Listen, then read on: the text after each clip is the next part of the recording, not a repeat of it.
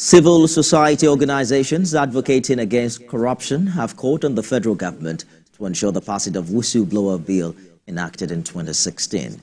This was disclosed at CSOs monitoring mechanism for Nigeria's implementation of United Nations Convention Against Corruption in Abuja. Mariam Mohammed reports. Corruption has eaten deep in the fabrics of the public sector.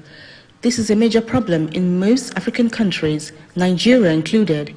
This has dented the image of the country. The civil society organizations are involved in this campaign and have collaborated with the ICPC and relevant stakeholders in the anti-corruption sector to ensure all hands are on deck in tackling corrupt practices in the nation's public sector. The group disclosed that the purpose of implementing the United Nations Convention Against Corruption is to measure the impact of several advocacy tools in order to channel resources to the fight against corruption and also recommend steps for drastic improvement. I expect the Nigerian Bar Association to embark on a kind of advocacy, push matters that they think are necessary to be pushed, where they now know that this is very wrong. When we start having such level of support, the government will develop the will. But at the end of the day, these cases are dragged for 10 years.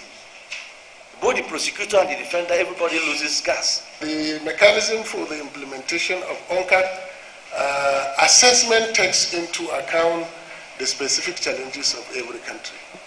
You have come to Nigeria, you know that when you are evaluating Nigeria, you will come out with more challenges than solutions. Definitely because of the peculiarity of the country. So we are not only the anti-corruption agency that have mandate, because even the various anti-corruption, they are doing their best. And also we are doing our best to ensure that we reduce to the barest minimum level the corruption in public sector. And we will do our best where we feel there is need for prosecution, we will do it. We are trying to dispel narratives to say we are doing well or we are not so doing well, especially sometimes, the way the media will take it. So we want to, if you have reduced corruption, let us be able to say by 10%, by 20%, by 30%. That's the kind of mechanism we are bringing in to put numbers to progress or lack of it. The group encouraged the media to develop a positive attitude towards publicizing successes in the war on corruption. They also believe Nigeria is fond of throwing money at issues rather than critically analyzing before preferring sustainable solutions. Mariam Mohammed, TVC News, Abuja.